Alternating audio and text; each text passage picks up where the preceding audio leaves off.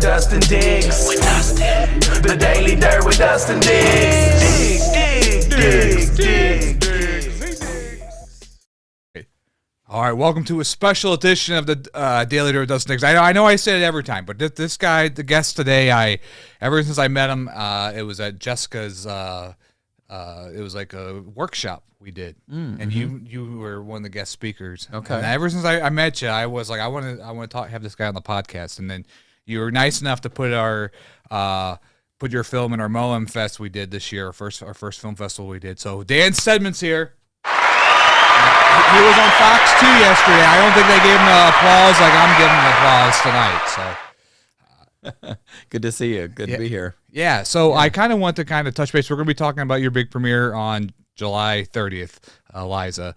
But I want to kind of talk about like how you got started in film, because I've done some movies too in my life, and just kind of you said you grew up in the Midwest. You know, I'm from St. Louis, but you actually said Michigan. You grew up in Michigan. So what got you kind of like in film? Because I can tell you when I watched Pulp Fiction, that was like the moment I was like, I want to make movies. I want to make I want to make pretend. Well, my influence was equally violent as Pulp Fiction, but it was The Muppet Show. The Muppet Show? You know, just a different kind of violence. Okay. But I would say Sesame Street and The Muppet Show, anything Jim Henson. My first TV shows were a long time ago in the 80s, but I was a kid making a show, but way before the internet, on public access TV, which is the only thing, you know, kind of Wayne's World kind of thing, but not in your home. I'd go to a studio, and there were cameras with 3/4-inch tape and editing bays, and so my early stuff was on tape and all that. And I did a kid show that was similar to Sesame Street. During the summer, I just kind of was into producing at the time, not directing. Yeah. But looking at my resources, you know, I was a pastor's kid, so I had access to really nice puppets that had been handmade in my church, of like these like human puppets, you know, and they were expensive looking. And I thought, well, that's something that could be on TV that looks like it's on a budget.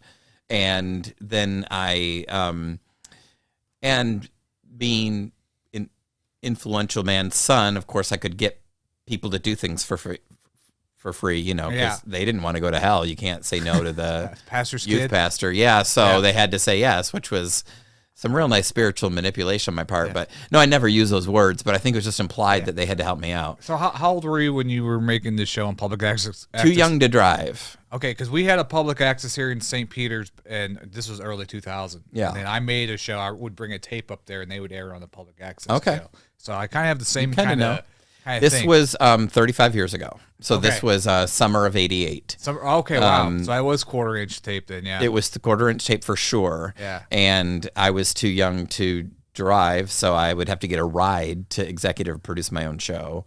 And so then school kind of was like, high school was kind of in the way, because my summers were all about making these shows. And it wasn't a job. I wasn't getting paid, but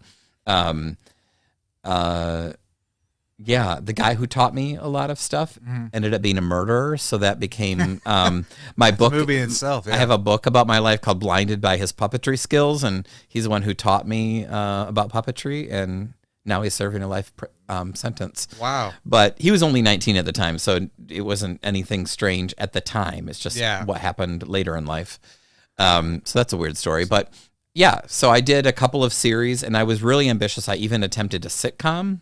Not in front of a live audience, but with 3 cameras, and like built a whole living room and kitchen set. And this was in 88, 89? Yeah, stole jokes from Roseanne, which was a brand new show at the time. Yeah. But, you know, didn't have the level of talent or as the writers or the actors of Roseanne. But we did our best. You know, it was a very ambitious teenage existence. Yeah. Then I went to Florida in my 20s. I did a music video series down there, which wasn't public access. It was more like cable, where you could buy the time, you know, in a half-hour time period. And nonlinear editing was new. And it would crash. Like, you'd have to wait for your files to render for 12 hours. I remember that, yeah. And then it would crash after 12 hours, and you get to start over. Right. So I hated nonlinear editing. I was like, we got to go back to tape. This is not the future. So you're in Michigan, and then when I guess high school didn't offer any kind of like, my high school offered like, I had like a video course. Yeah, that would have been nice. I went to a private Christian school with not those kind of resources. Okay. But we did have something called J-term in January, which was where you could go apprentice for a few weeks. And so, obviously, I mean, I was already working at the TV station in my summers, so I just got like a bonus couple weeks in January to be at the TV station. But yeah. So when it was time to graduate from high school, why did you decide to go to Florida and not like LA? Because Yeah, I think I knew I wasn't emotionally mature enough to go from a sheltered existence where I didn't even know a Catholic, let alone an agnostic person. Like I didn't know a Presbyterian. I only knew Baptist. And I was in a sheltered environment. And I thought, you can't go to LA from this. Okay. You've got to like mid-level grow up, and get life experiences. And I also done so much reading. I used to, do my research on microfiche at the library, like the New York Times articles that was on glass that you could blow up and do your research before the internet. And so I'd read these New York Times articles, and I'd read that like writers have to live life in order to have stories. And I thought, I really have not lived anything out of my own bubble. I mean, I'd lived in Brazil for a year because my whole family went down there during my junior year of high school. So I had some stories, but not enough. I'm like, I got to learn about all kinds of people and get out of my bubble. Right. So you were kind of sheltered. You're saying you're sheltered as a kid. And so you're kind of like, I mean, what did your parents think when you went to like Florida? I mean, well, first I went back to Michigan to try to get a job in television with a guy who turned out to be a murderer. And after a few years of realizing he's kind of full of it, like this is never going to turn into a job, I realized I'm just kind of like wasting my time back in Michigan. And I was sick of the cold winters, and I was painting in the unheated homes, and it was terrible. So I was ready for Florida. I'd rather live in Michigan than Florida any day. But anyway, I went to Florida, and I lived in West Palm Beach for 6 years. Okay. And I so this is like early 20s then. Yeah, and I did 20s. Really good things. I mean, like 23 through 29 or something. Yeah. And I did really good stuff. Like I worked in the inner city, and I raised a bunch of boys in the inner city, and that gave me some good life stories. Yeah. I was accomplishing my goal of like growing up, meeting lots of different types of people, doing good for humanity, I guess, working with the kids, and working in retail and doing TV on the side and doing this music video show. And I still hadn't learned editing yet. I probably always was directing because it's just in my nature to kind of control the shots, but I had so much respect for the directing title. I thought, I'm not going to call myself a director until I've earned this. So even though I probably directed everything as a teenager, all the music video shows, even though I was so hands-on, executive producing all this stuff and bringing it to life and booking everybody. And I probably was also behind the camera telling them what shot to get. But I never took a directing credit until 2012. So it was literally over 20 years into my career before I ever called myself a director. Well, that's kind of amazing because you said you grew up in a sheltered life to be able to kind of like, because being a director, in my opinion, from my experience, is you have to be a people person. You have to understand who people are, why they're thinking, how to talk to them, because you have to approach people differently, and people work in different kind of ways. And that was going back to having those skills, going back to being a teenager who could pull off a TV series using the resources of people within his church, but not being somebody who just uses people, but like genuinely tries to find a reason why they might enjoy being part of it and bringing them in, and getting my friend's dad to help me build walls of a living room and install a door. I mean, I could build a flat, with 2x4s, but like he was installing a door, framing it out. Like, I don't know anything about that. Yeah. But a kid who can get those kind of favors out of adults and then, go up to work with inner city kids and be a leader of kids and almost like a father figure type thing. All those were valuable life skills, people skills, as you say, that have only helped me as a director down the road, because that is absolutely what directing is. A lot of people think it's just about cool shots, and it's like, no, it's a motivator. It's the person who has to keep the energy up on set when everybody's tired after lunch. It's a person who has to ignore the drama going on, but also hear it all, because if there's anything I need to apologize as the person responsible for the production, I have to hear everything. And you don't want to hear everything because you're trying to focus on your job, but on independent films, this is all my reputation.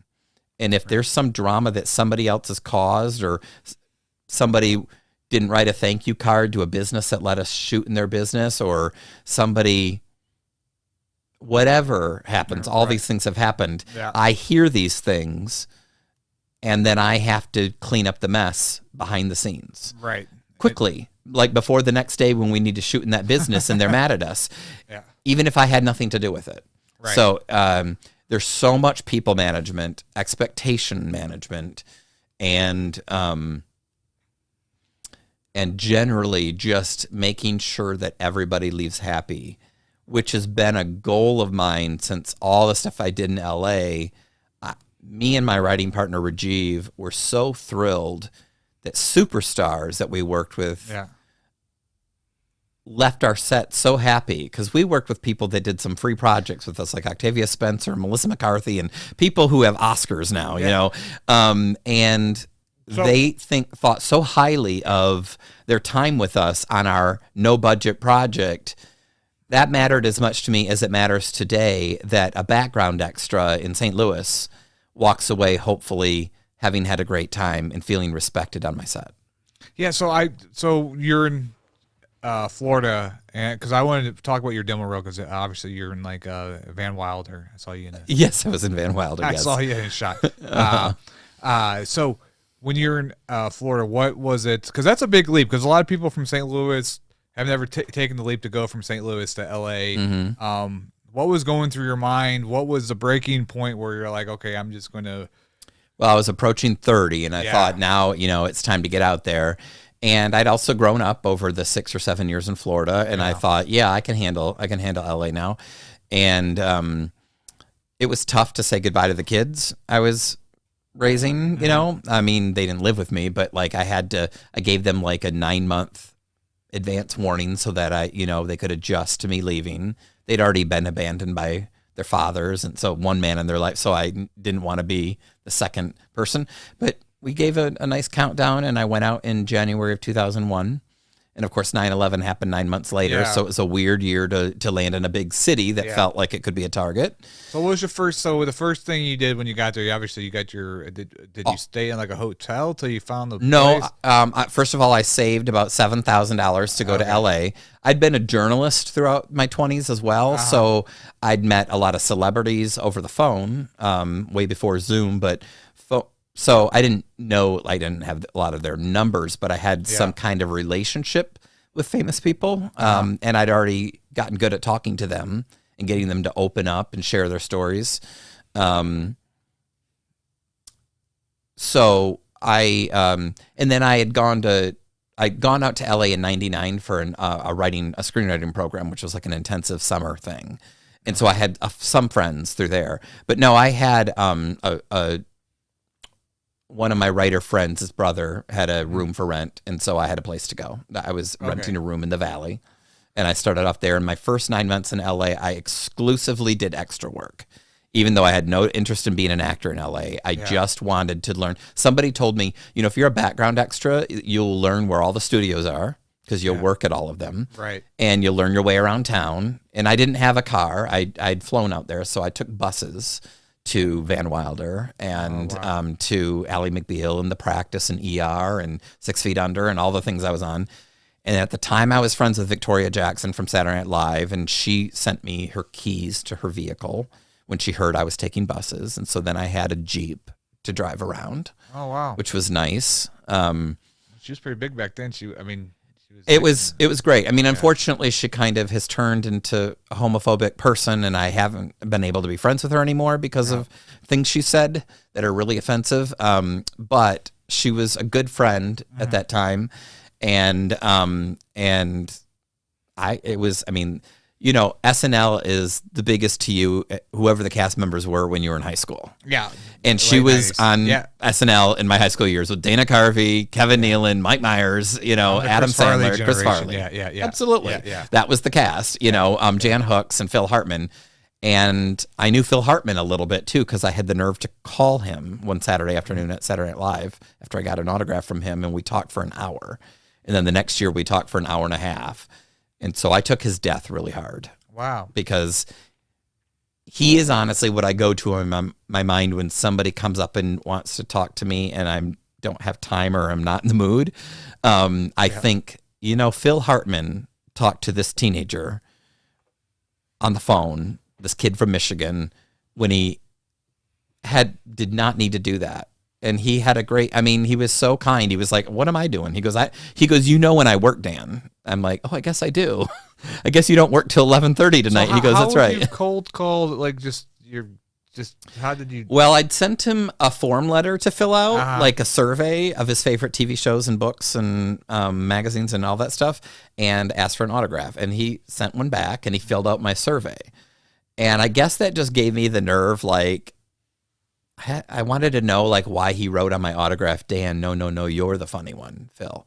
And I just don't know why that would prompt somebody to try to call a celebrity.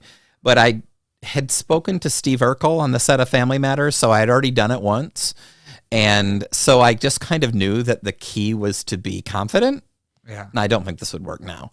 But I called NBC in New York on a Saturday afternoon and said, SNL, please. And they put me over and the switchboard, SNL. And I go, Phil Hartman, please. I just sounded confident. Yeah. And they go, just a minute, and I just thinking, now this is somebody's going to come on and a secretary is going to get rid of me or something. Yeah, you probably wouldn't be able to do that today. No. Yeah, No, and this is before they had the anthrax scare and everything. But, I just knew how to sound like a grown-up and not like a nervous teenager. I was very nervous, but I just knew how to not sound like it. Yeah. And then, hello? And I go, hi, is Phil there? And he goes, speaking. And I go, is Phil there? Because I didn't know what speaking meant. Because nobody in Michigan said speaking when they meant, I was sort of like, is Phil there? And he goes, speaking. And I'm like, I'm sorry, I'm calling for Phil Hartman. Is Phil Hartman there? And he goes, this is Phil Hartman. I'm speaking. I went, oh. And then my voice started cracking like a nervous teenager. And oh, hi, Mr. Hartman. You sent me an autograph and filled out my form. I don't think you'll remember me. He goes, well, Dan, I don't get a lot of forms from people, surveys. So, of course. And it was a week ago. So, yeah, I remember it. Yeah. And then I'm like, oh, well, thank you so much. And then I started to calm down because I kept trying to let him go. Okay, well, I'm sure you're busy. He goes, I'm not really. And I'm like, and I didn't know what his real voice sounded like because Phil Hartman always he was always in character. Yeah. No one knew what Phil Hartman sounded. He actually kind of sounded like a surfer, like a California surfer, which is what he liked to do when he was in LA. And of course, I knew he'd written Pee-wee's Playhouse and he was already the voice of Lionel Hutz on The Simpsons. And so then he starts doing those voices for me. And then I started to calm down. And I remember my dad came in the room and he goes, get off the phone. And I pointed to the phone and I'm like, it's Phil Hartman from Saturday Night Live. And my dad kind of looked at me. But I guess he knew me well enough to be like, oh, I know Dan. Yeah. I think maybe this is Phil Hartman from Saturday Night Live. Because this was in the day when, you're tying up the landline at the house. And we talked for an hour and I calmed down so much I started to make him laugh on certain things. Yeah. And then I thought, I cannot believe I'm going to go to school the next day and tell my friends that I legitimately made Phil Hartman laugh.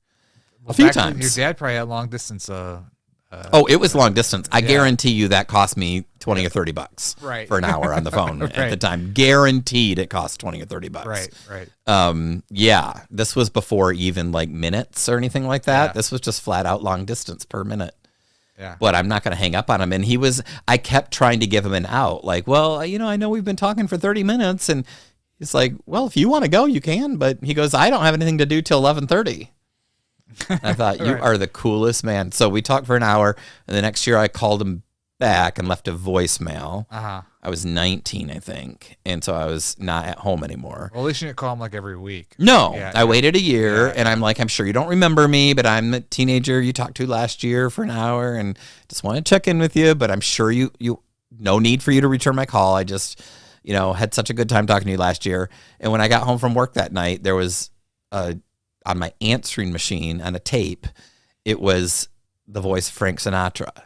And it did not occur to me that it was Phil Hartman. I was sitting there thinking, which one of my friends knows how to do Frank Sinatra?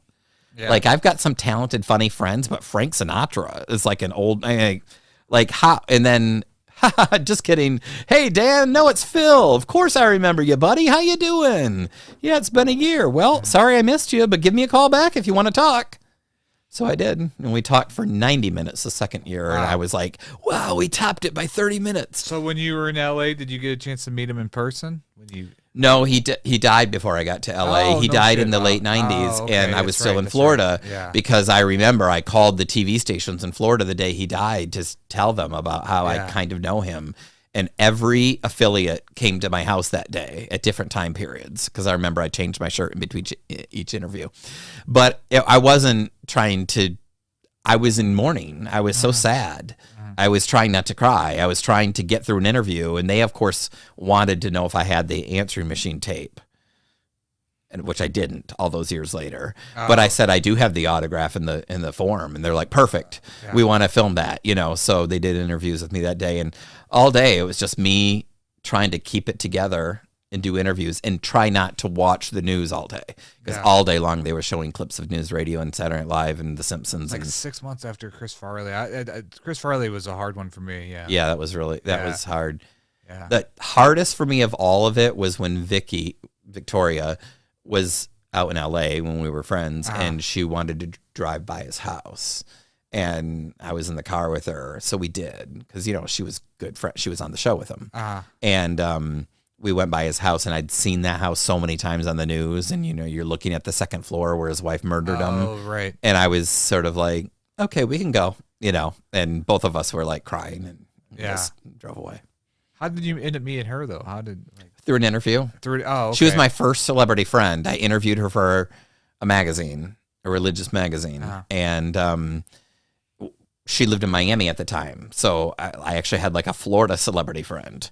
So, I hung out with her and her husband and her kids and stuff like that. And so we were close enough that, when I was in LA, she was all excited that I was going there because she had done that earlier on in her life, and she'd had all the crazy experiences you have when you start out in LA, and that's why she was like, oh, you can't take those buses, I'm gonna FedEx you my keys, or she said, I'm gonna FedEx you my keys, with her voice. So then the first 9 months you were doing extra work to just so you were just kind of learned probably till 9/11, and then I probably stopped. That probably was like the end of that. But I landed on all kinds of, my first gig, I had a wardrobe fitting, which is kind of rare for background people. And I showed up and they go, okay, so it looks like you've got 4 days on this. And I thought, wow, that seems like a lot for a non-union extra. Even at the time, I thought this was going to be 1 day. They go, no, this is going to be 4. I thought, oh, that's a good gig. And then they go, so you'll be on set tomorrow. It looks like you'll be working with Catherine and Julia. And I'm like, who are they? You don't want to be like, what's their last names? And they go, Roberts and Zeta Jones. And I'm like, oh shit! I'm working with Catherine Zeta-Jones and Julia Roberts. Oh, it was America's. It was America's Sweethearts. Yeah. And they go, and then I showed up on set, and it wasn't just them. It was John Cusack and Billy Crystal and Seth Green and Hank Azaria all in one scene. And it was 4 days because it was a scene where I think Hank Azaria comes in and hits John Cusack, and they get in a big fight. So there were stunt doubles, and there was a lot of it's just a fist fight, but it took 4 days to shoot on a major production like that because they covered it from every possible angle, and it was a long scene. Yeah. But still, to me, I can shoot an entire movie in 4 days. So with lots of locations. So it was interesting to watch. Yeah. No, everybody was so professional. I got to learn what stand-ins are, and you immediately know who they are because they look just like the actors. Like a woman with red hair who's the same height as Julia Roberts is obviously Julia Roberts stand-in, and the guy that looks like John Cusack is John Cusack stand-in. And you realize, oh, that's so interesting that they're there for all the lighting. And they just come in, they do. I was always fascinated, like how many takes. They just know their lines. They do a couple takes. The stand-ins memorize the lines, so they don't have to have a script in their hand, almost like an understudy in theater. And then they stand on their marks, and they light the scene, and they light their face. That's why they have to look like them. Because they're lighting for red hair, they're lighting for Julia's complexion, they're lighting for John Cusack's complexion, and that allows the actors to be in their trailer, to stay cool, to learn their lines, to take naps, whatever they need to do, because it's going to be their face on screen. Yeah, in an extreme close-up that's going to be on film forever. So now I understood. At the time, I thought it seemed a little indulgent. Yeah. Like, why can't the actors just stand there? I didn't realize they take sometimes 2 freaking hours to light one shot. So the actor should not be standing there. Right. And I also learned why extras aren't allowed to talk to actors, because number one, extras are weirdos. Yeah. Not I see midway. it. Well, I watched a documentary about extras that's on Netflix or something. Yeah. Well, they give out the phone number to ex-convicts when they get out of prison, because it's a job with no skills needed. All you have to do is sit on set and not look at the camera. So the set is filled with criminals. Okay. And they early on, guys were telling me, you need to protect other women on set by befriending them, walking them to their cars. Like, as a normal, dangerous man, you need to like look around and make sure that people are safe, because these sets are filled with ex-cons. And they explained it to me. They said they give out this number to central casting to anybody when they're let out of prison in California. So movie sets are rather dangerous places when you're hanging out with the extras. And, there's a lot of like I looked for a bathroom. I was in the movie Orange County, and I looked for a bathroom in the middle of the night in a school, and it was all dark, and I didn't want to use the porta potties. So I was like walking around where I shouldn't be. And I walked around a corner, and there was one guy on a staircase, and I'm like, excuse me, do you know where the bathrooms are in here? And he looked up, and it was Kevin Kline. I'm like, oh, hi. He goes, yeah, I think it's down the hall to the left. He goes, I just used it myself, or something like that. So I thought that's pretty cool when Kevin Kline tells you where the bathroom is. What scene? So what, you were in Orange County, what, the college scene when they had the cat? I was riding a bike in the middle of the night. It was like a 4 a.m. shoot, right over Colin Hanks's shoulder. Oh, okay. Yeah. Okay. I just watched the movie. Yeah. I mean, you wouldn't see, I mean, you can see me if I play it in slow motion on YouTube and I go see the guy in the bike. That's me. You can kind of see it. But, that was the kind of movie they used us several times from several angles. My big moment in film was The Majestic with Jim Carrey. Oh, what scene was that? The opening shot where it's the Grauman Chinese Theater, where people put their hands in the cement. Yes. And it was, a period piece. So we were all dressed in suits, and the women had the large skirts on. And that's actually how I bumped into Jim. So I'm in this opening shot where Frank Darabont, the director who did The Green Mile and Shawshank Redemption, he's like going down the aisle, and Jim Carrey is walking down the aisle with popcorn, like he's walking in a theater by himself, taking a seat. And I knew I couldn't look forward because the cameras were walking backwards and the sound backwards and walking right past me, thereby revealing my face. So I knew I can't look over my shoulder to anticipate them getting near me, because the camera will catch me looking in their direction. I knew enough about filmmaking to know that I've got to just feel them brush by and then move into my seat following the girl I was with. It was supposed to be my date. Well, she had on one of those skirts, and in the first take, I took a step back because I didn't want to step on her skirt. And I felt myself brush against something, but I assumed it was the sound guy or something. I hope I didn't screw anything up, but I can't look. I can't look at what I'm doing. Yeah. I can just feel that they're moving by me, and that's my cue to move into the seat. Well, anyway, that little step back almost got me fired, because the take was done, and the PA comes over. And I love how PAs, who, by the way, aren't making a whole lot more than background extras. They might be making 100 a day or 150. They're like low-level, entry-level people too, but they love to exercise their power, when they think that they're somebody important. And the PA comes over, and he scared me because I didn't really know at the time. It felt like, we're at the bottom of the rung. Whoever yells at you, yells at you. Yeah. And he goes, if you can't handle this, I will send you to the back of the room and you can sit in the back row. And I'm like, what did I do? And he goes, you don't know what you did? I go, no. He goes, you bumped into Mr. Carey. And I'm like, I did? He goes, yeah. And I'm like, I am so sorry. I mean, I was just trying not to step out. And he's like, I don't want to hear excuses. Like, he's giving me all this. He's just screaming at me. And I'm just like humiliated. There's 200 extras all watching me get yelled at by a PA. And so he walks away all steamed. And then I'm standing there just feeling like, oh, I don't want to get fired from this. And I can't believe I did that. And then Jim walks over to me and puts his hand on my shoulder. And he'd been very serious all morning because this is a drama. Yeah. And he walks over to me and he goes, hey, I went, hi. And then he took his hand off my shoulder and he just turned and walked away. That's all he said. Mm-hmm. And all the extras turned to me and they go, do you know him? Like, why would Jim Carrey? Because, the actors don't speak to the extras for good reason. Yeah. And I was like, I don't know. I thought he was actually walking over to fire me. I'm like, oh my gosh, is Jim Carrey going to fire me on the spot? Like, is this going to be like a celebrity firing me? But then he smiles and says, hey, and walks away. So I'm like, I guess I'm not fired. And then the PA, the same PA who threatened to ruin me, came back over and he goes, okay, so here's the deal. Mr. Carrey liked what you did, and he wants you to do it in every take. And he goes, but you're lucky. And I was like, oh. So now the PA is humiliated because the star of the film liked it. Yeah. So that became the thing, take after take, like 8 times in a row. I intentionally took a step back. And there was one time after a take where I didn't hit him hard enough. And they came over and they go, Jim asked if you can step further back because he wants you to almost like spill his popcorn. And I'm like, okay, I can step back harder. And so I did. And so I'm in the first, I'm in like an 8-second, maybe it's about 8-second shot of me and Jim together in a double on screen. You can't miss me. I mean, I was even getting phone calls from the Midwest of people who'd gone to the opening weekend. They're like, excuse me, are you in the Majestic with Jim Carrey? Because, I mean, it was like me. It's me in a double with Jim Carrey. It wasn't like I was blurry in the background. It was me.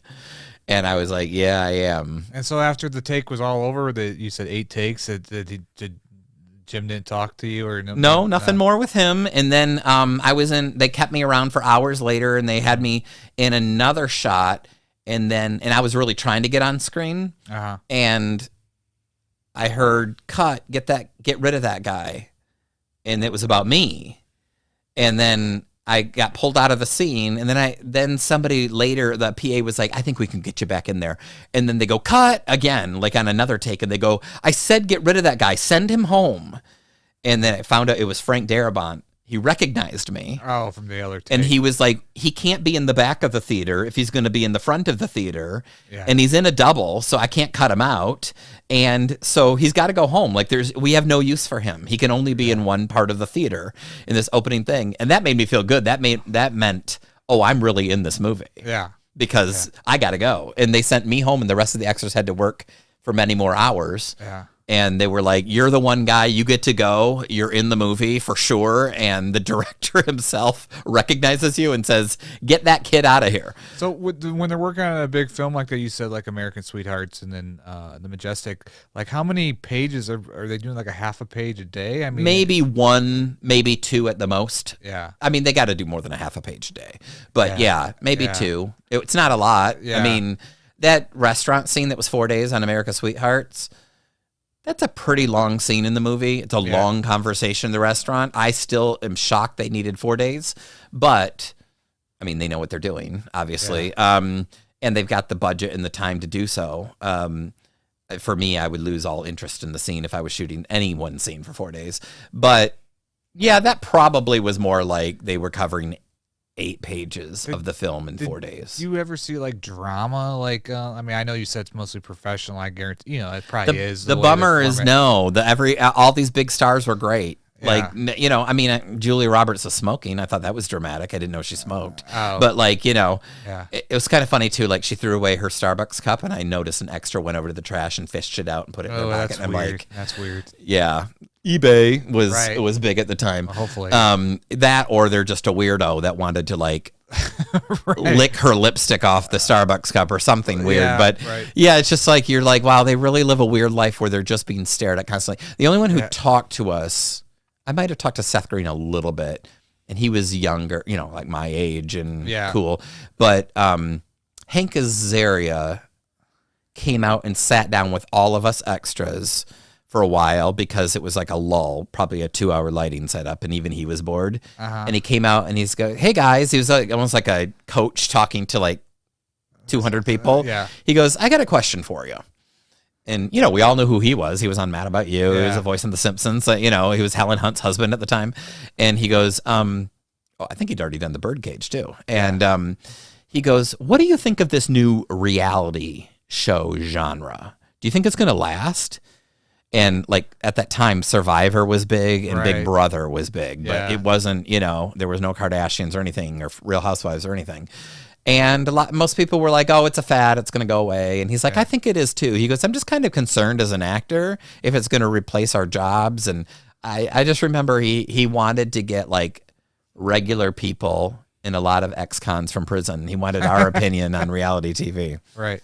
And that was interesting. Yeah. So, But no drama. No, I mean, I was in Ocean's 11. I had a scene with Brad Pitt and George Clooney once again where I bumped a bumping in story.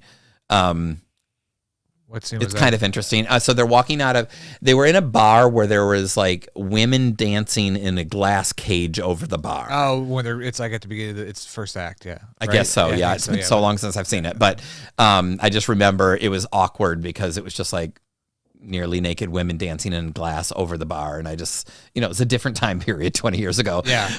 But the first thing that happened is there was a candle right next to the lens, and Steven Soderbergh directed, and I knew never to speak to a director, but it just didn't seem intentional. It looked like it was about to burn the mat, like the box on the film camera, and so I did speak to Steven Soderbergh for a quick second.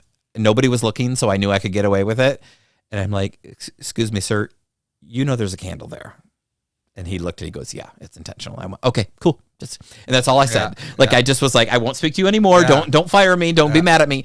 But I just thought if for whatever reason, they didn't have a real reason for that. And if it was an accident and something, I would be a hero Right. for saving the camera.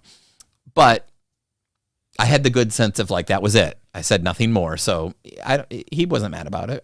And he's a real down to earth person. Yeah. I think he was just like, yeah, cool. And there's a way, even as an extra, to not be a weirdo. I think I seemed like a professional just with a concern, like, I know I'm just an extra, but. Do you think Candle. that having that kind of like distance that they have with the extras, and it just makes it them more productive, I guess? I mean, Well, and a lot of extras don't know not to start to asking Julia Roberts, so where did you grow up? And how did you get started in the business? I mean, that is so inappropriate. Yeah. And I would never do anything like that. Yeah. But most would, Right. and there's a reason why they let us out before they let the stars out. They get us clear the area.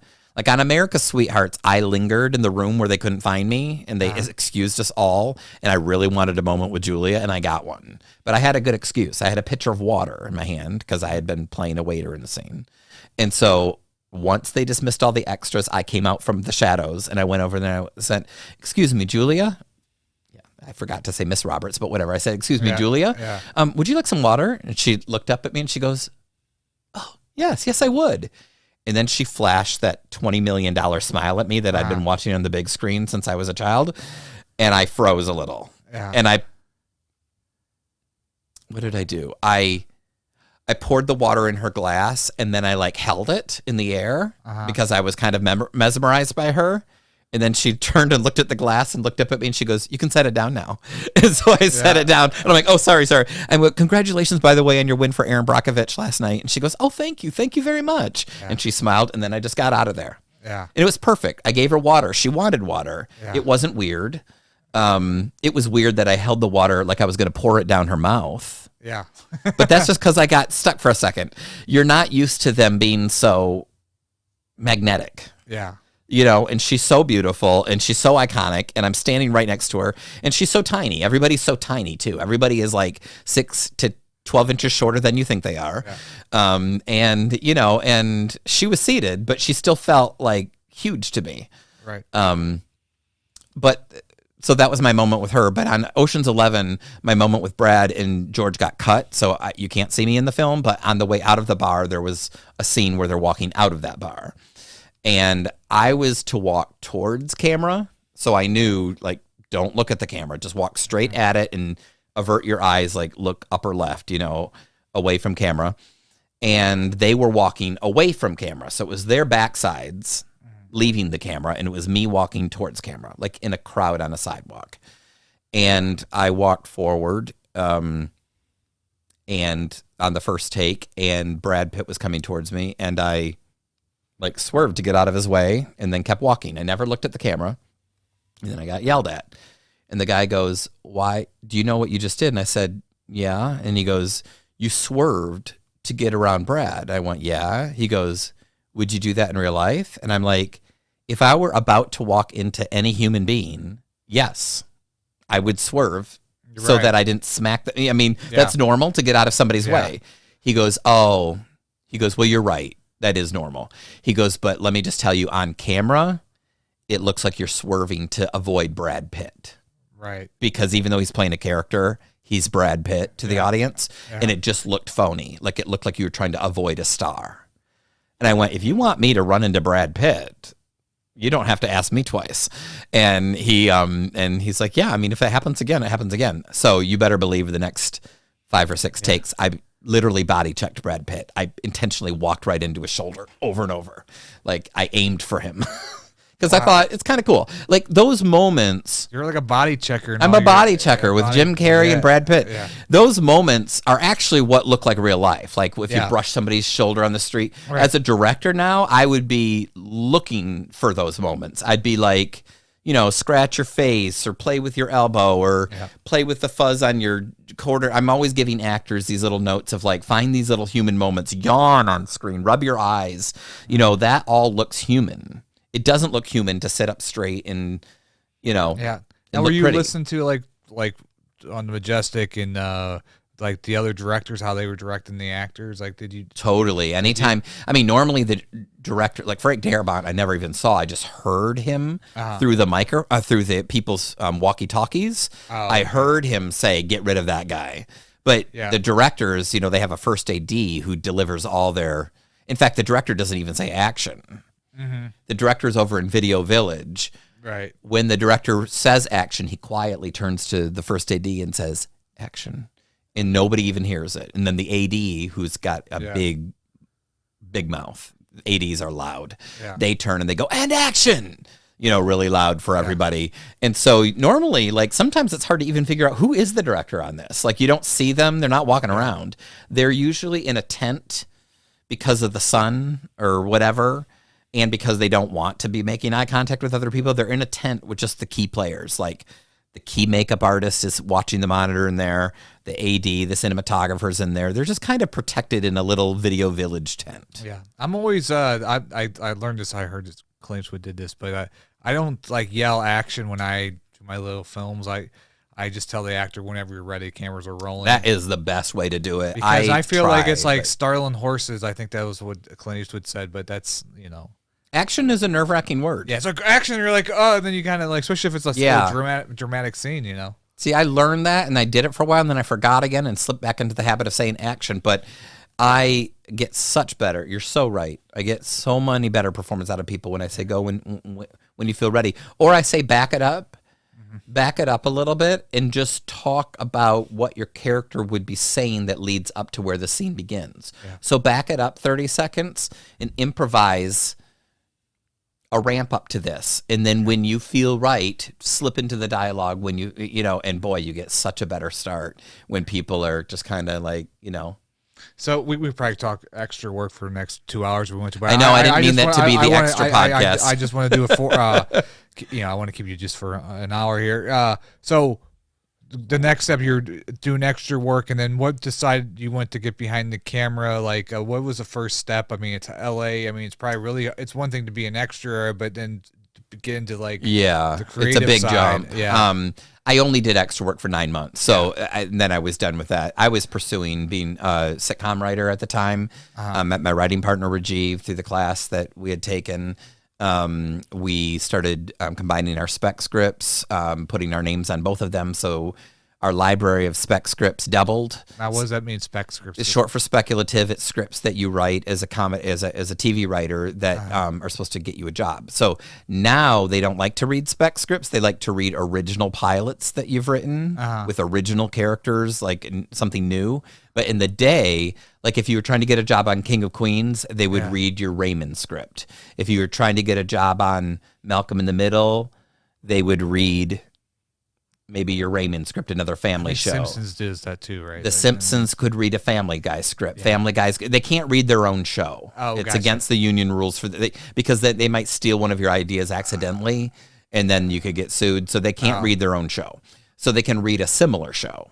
and see if you are good at voices. Are you good at joke writing? Are you good at... So you have to have... And the tricky thing about spec scripts is they have to be better than the show themselves, which is crazy to think that a young writer could be better than the actual writing staff of Family Guy. Yeah. And they need to impress them in a way that's like better than what they're doing. So it's almost impossible. Like it's a fool's errand to do it. But you wouldn't get a job on a show without several spec scripts. So we had a Bernie Mac show. We had 2 Will and Graces. We had a Everybody Loves Raymond, but we called it Everybody Loves Dead Raymond, and we killed Ray Romano in the script. Okay. And we had the whole episode be about his funeral and how Marie and Deborah were fighting over who was better at grieving and who was the more, the woman who had lost more. Frank being mad that the decorations weren't what he paid for, and Robert being mad that people cared more about a dead Raymond than an alive Robert. So, like, we kept the show exactly what it was. We just killed one of America's most beloved fathers. But that got us a lot of attention. It was kind of like a shock value script, but it was still a Raymond episode. Like, it felt exactly like an episode of Raymond. And so that got us a lot of work. It got us a lot of meetings. Yeah. And we got a lot of, but what we really did to get noticed and to get an agent, which took years and years and years, and it's like the hardest thing is to get representation. I was working as a production assistant on Whoopi, which was a Whoopi Goldberg sitcom. I remember that back in the day. And then I also worked on that 70s show. So I was working at Carsey Werner, and my boss, who was my friend from the writing class, he happened to be my boss. He liked our idea for a show about a bad sitcom. So basically a sitcom about the writers, kind of like 30 Rock. Okay. It was before 30 Rock was on. It was called The Room. So it was about the writer's room. And we got Tony Hale in it, and he was already on Arrested Development. We got Octavia Spencer in it to play the star of the show. Yeah. We shot it on the lot on a weekend at CBS Radford. We had Laura Silverman, Sarah Silverman's sister, and all these great people. Tim Bagley, all these great improv people. And that turned out so well that we signed with the same agency that represented the cast of Friends. So the agency from Entourage, that Jeremy Piven's character, that's the agency we signed with, Endeavor. And it was intimidating. I mean, we went from unsigned writers that nobody was paying attention to an agency in Beverly Hills with 310 area code that was like the inspiration for Entourage. So the stakes were high. I mean, our agents weren't the same Friends writers agents. So we had a lower level agent, but it was a big deal. And they got us meetings at HBO, Showtime, NBC, Fox. We pitched the show everywhere. And it went over really well. We signed with the people that had just sold It's Always Sunny in Philadelphia. Okay. And then we got to know Glenn Howerton, and we did a short film with him because he was looking for other things to do when he wasn't filming It's Always Sunny in Philadelphia. Then we shot a pilot with Tim Bagley and Mindy Sterling from The Groundlings again. We'd already used him in The Room, and he is so well respected in L.A. He's been with The Groundlings forever. He taught Lisa Kudrow. He's a genius actor. Now he's on Somebody Somewhere on HBO. He was on Will and Grace at the time, and he came on board, and he asked us to shoot a pilot called The Captain. And The Captain was about an old man in a wheelchair doing stand-up comedy for the first time at 80 years old with his wife. And they moved from Ohio to LA. And so he wanted his adult children to be in his life. And so he got Melissa McCarthy to play his middle child. He got Jennifer Coolidge to play his youngest child, and Michael Hitchcock from Best in Show to play his oldest son. This is before, was it that sitcom she did? I forgot what it was. Mike and Molly? Mike and Molly. This is way before she was a movie star. Okay. She was on Gilmore Girls at the time. Okay. So she had I knew her. I was a big fan of her on Gilmore Girls. Yeah. Jennifer Coolidge, I was obsessed with from Best in Show and from American Pie and, and all these movies. I couldn't even believe she was at my house. We shot this in my apartment in Culver City. Yeah. Jennifer Coolidge was naked in my bathtub, with bubbles because she just takes a bath in the middle of a family meeting. Yeah. And all these legends, I mean, they were already legends to me. And we had cameos with Kathy Griffin and Wanda Sykes, and it was wild. This pilot that we shot, which is still on my website if people want to check out The Captain. It is so funny. And we shot that in my little apartment in Culver City. And even all my Mexican neighbors knew who they were, because I would hear all the Spanish blah, blah, blah, blah, blah, Stifler's Madre, and I'm like, they even know who Jennifer Gould. Well, she was wearing a nightgown on my front porch, so you couldn't miss her in high heels. So it was fun. So I didn't direct any of those things, but we did a web series after we sold a big web series, and we had a budget of almost $1 million. Of course, I wasn't allowed to direct that, but that was big. Web series were big, like what, the late 2008. Yeah, 2008. Yeah, and they thought it was going to replace TV and movies. They thought web Right. series were the future, so they were sinking money into web series. I remember this. And so we got a lot of money to do it, but it was a real nightmare experience. We shot all 10 episodes. They never released them. They weren't our property. So, I mean, we got our hands on rough cuts, which I still have, but I can't do anything with them because they're not mine. But it was called The Mascots, and it was a big, expensive thing where we had mascot costume made, and it's not the Mascots that's on Netflix. Oh, okay. That's a Christopher Guest film. Yeah. This was a web series that you've never seen because they never released it. But it was like a typical Hollywood story where they spend all this money and they throw it away, and it's such a disappointment that we went back to doing our own thing because we're like, we can't stay. Well, you were still under the agency at this time? We're still at the agency, and and we made money for the Mascots, enough money for me to live off for 2 years. So that was nice that I didn't have to work on any reality shows for those 2 years. Is that what you would do in between work? Yeah. Okay. At the end of my time in LA, I did catering, but for most of my time, I was a casting director for reality shows on Animal Planet, on NBC, on Fox, and stuff like that. And those are good gigs because it was a good weekly salary and stuff like that. But it wasn't my passion. I mean, I'm good I can interview people, all that stuff. But no, so we did our own thing. We did a web series called Jesus People, 7 episodes. We had Kate Flannery from The Office and a lot of comedy guest stars because we'd kind of built a lot of credibility. I mean, once you've shot something with Jennifer Coolidge and Wanda Sykes and, Kathy Griffin and, Melissa McCarthy, people are more willing to work with us because they're like, well, they're working with all these other people. Right, Plus, Tim Bagley was a part of all of our projects, and again, he's so respected that people were like, "If Tim's in it, I'll do it." So, we did this web series. It blew up. At the time, blew up mean a couple 100,000 people watched the first episode. It was on the front page of YouTube. So in one day, we went from 2,000 views to 280,000 in one day, and so. At the time, what was it called? Jesus People. Oh, Jesus People. That's episode 1, and there was 7 episodes we did, and collectively that web series did so well. We pitched a movie, and we raised the money just from friends and family that we needed. Long before there were Kickstarter campaigns, we literally just got them to write us checks, and we made a movie.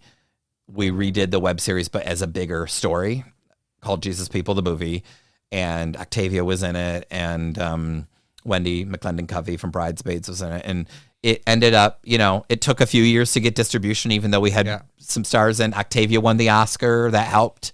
Then we got a 3-year deal with Netflix. We were on, I think, Hulu for a while, all the streamers. Right. Now it's down to it's on Tubi or something like that. Yeah. But it's a funny movie. It played at festivals across the country, from the Friars Club in New York City to, the LA Film Festival. So it was a long run, but years and years and years of marketing and hard work trying to get people to notice our independent film. Yeah, and we got a lot of buzz out of being the first web series that became a feature film. And you were a writer? You said I was a co-writer with Rajiv, and I was the co-executive producer. My roommate was the director.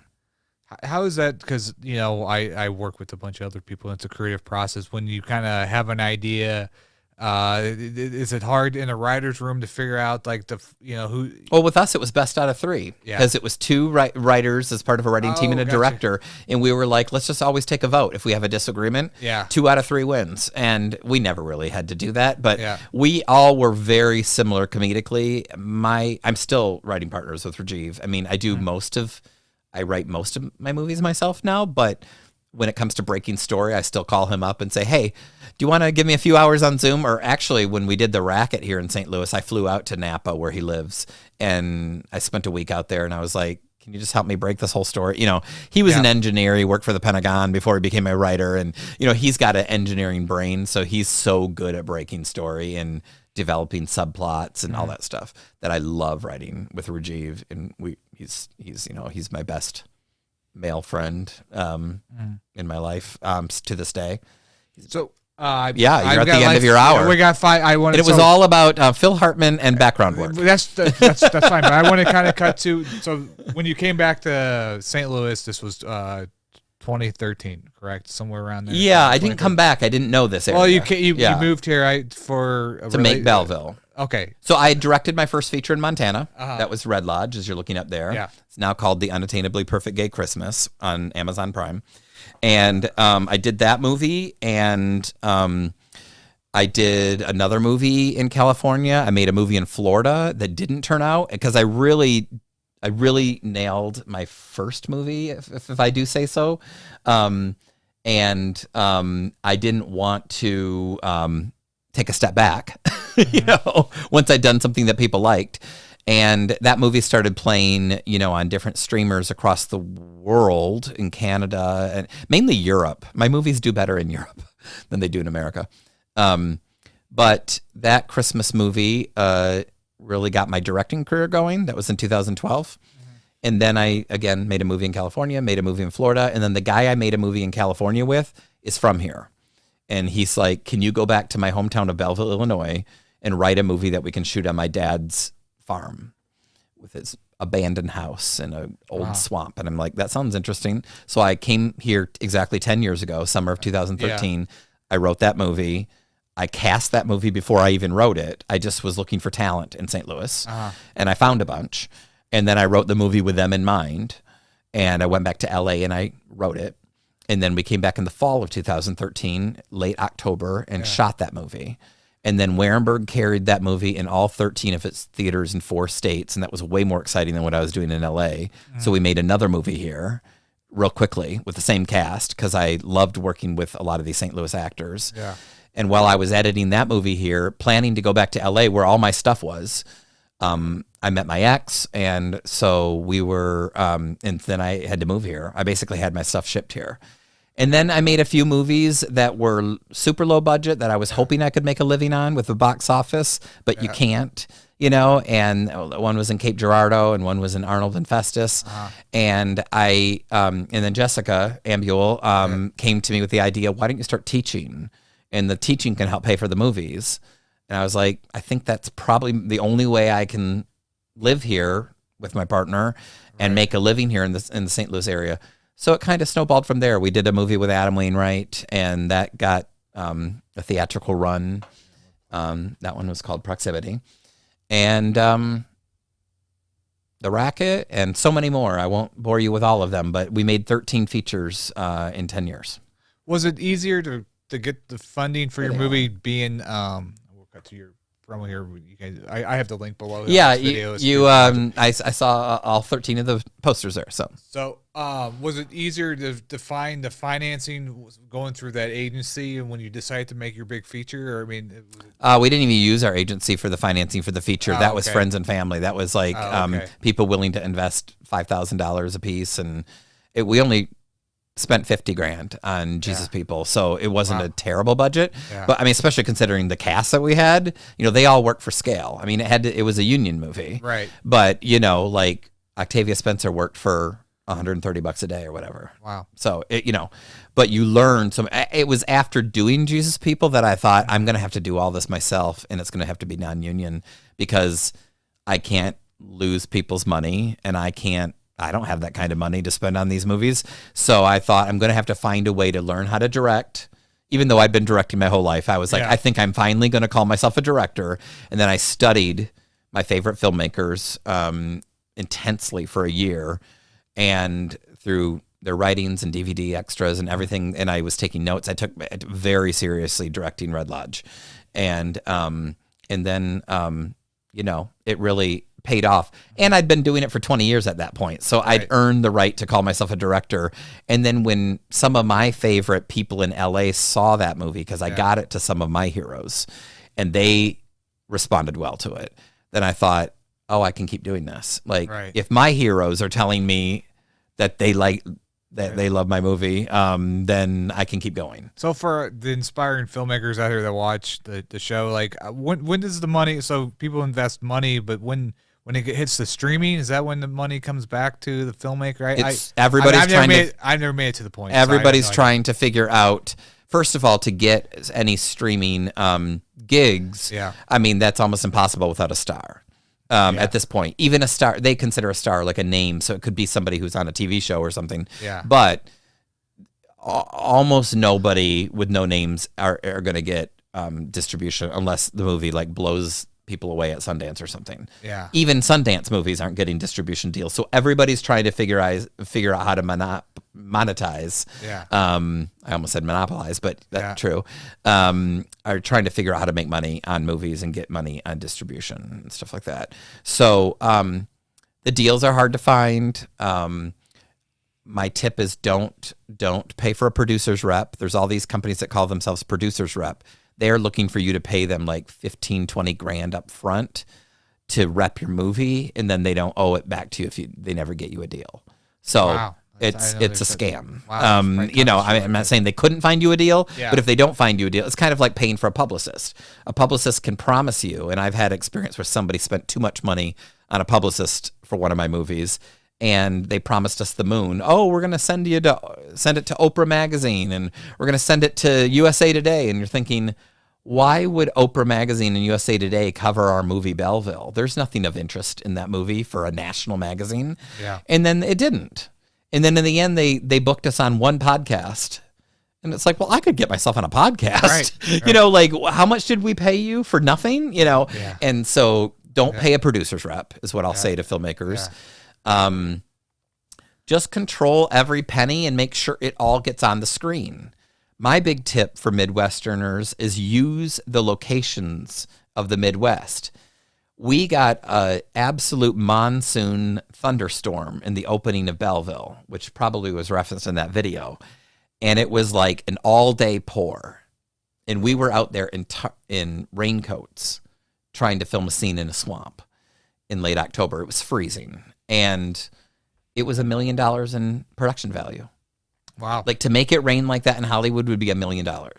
We got it for free in the Midwest, and we were wise enough to say, oh, let's skip the outdoor scene today and do an indoor scene and shoot on a nicer day. No, the rain is what gave that whole opening of that movie a creepy, kind of mysterious vibe, which was the vibe of the movie, and it gave us $1 million in production value. You know, we filmed underground in mines here in Crystal City.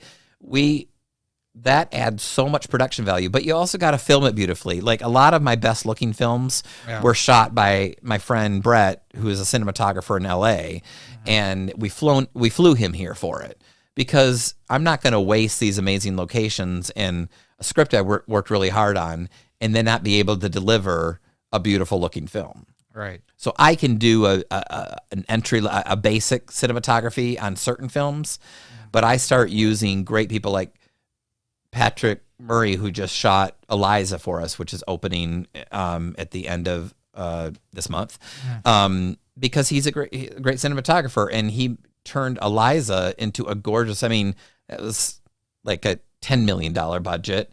Patrick Murray from St. Louis. Yeah. Oh, yeah, that's my best. Yeah, a good friend of mine. He shot Eliza, and it's beautiful. I mean, we were filming in this, you know, the Campbell House Museum, which is the original house from 1850. Yeah. It was a very, it was like shooting in the Gilded Age. It was like shooting for HBO's The Gilded Age. So I was like, I'm not doing this myself.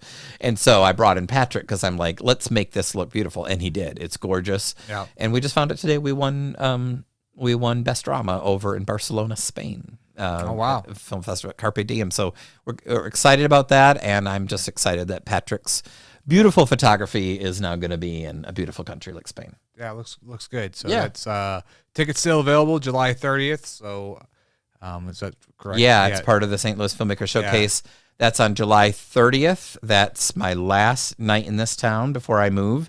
And where are you moving to? I'm moving to the Pacific Northwest. I've been here for 10 years, so it's hard to say goodbye to all these people I love so much here, but I'm moving to Washington State. And the night before that, we're showing our last feature, which is a comedy called The New Female Pastor. There's a few tickets left for that on my website, circa87.com, but that is at MX Movies and Bar. And that is also going to be followed by an award show where we're going to be doing a review of our whole decade of filmmaking. Well, I hate to see you go because I know my buddy AG, he really enjoyed taking your classes, and I was planning to take your classes, but I've been so busy in summer. Well, AG is a terrific actor, and come see him in Eliza. Yeah. He plays her husband. You don't often, number one, get a movie about a real life person who was enslaved, and secondly, you don't often get a movie about their spouse. You know, and they weren't technically married because they couldn't be married at the time, but like to get to know the husband of this woman who worked for the Campbell family, you know, that's who AG played, and he did a great job. Yeah, he always says you're a great, just your teachings and everything. You've been great mentor. So well, and I should let it be known that St. Louis writer, director, actor Delisa Richardson wrote and directed Eliza with me. So I can't wait to see what all of them are going to continue to do now that they've got a production team in place. So, I mean, you're planning to still do film once you move to the East Hopefully, Coast. but I need a break from storytelling. I need to go back to live life. Much like in my 20s when I knew I needed to go to Florida before LA because I needed to gather life experiences. I am now almost tapped out of my life. I have told stories of my teenage years. I've done a movie about the guy, the murderer who mentored me and taught me puppetry. I've done stories about my relationships, my parents, my sister, everybody in my family has been exploited in film and are fictional characters. Right. But I have, as a writer, you write what you know, and I have written almost everything I know. So I've just got to go live some new life experiences if I'm ever going to make another movie. But we did 13 here, and I did 3 before that, so I'm 16 movies in, and that doesn't include any shorts. Those are all features. Right. So I'm tired now, and I'm going to go stare at the ocean and sit under some tall trees. Nice. Well, thank you so much for being on the podcast. Thank you for having me. Thanks for watching The Daily Dirt with Dustin Diggs. Check us out next time. Subscribe to The Daily Dirt with Dustin Diggs on YouTube, and like the Irish United Network on Facebook, and we'll see you later. Thank you.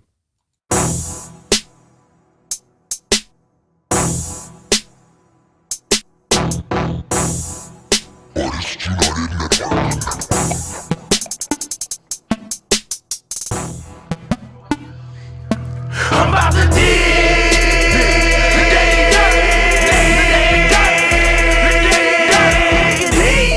the Daily Dirt with Dustin Diggs.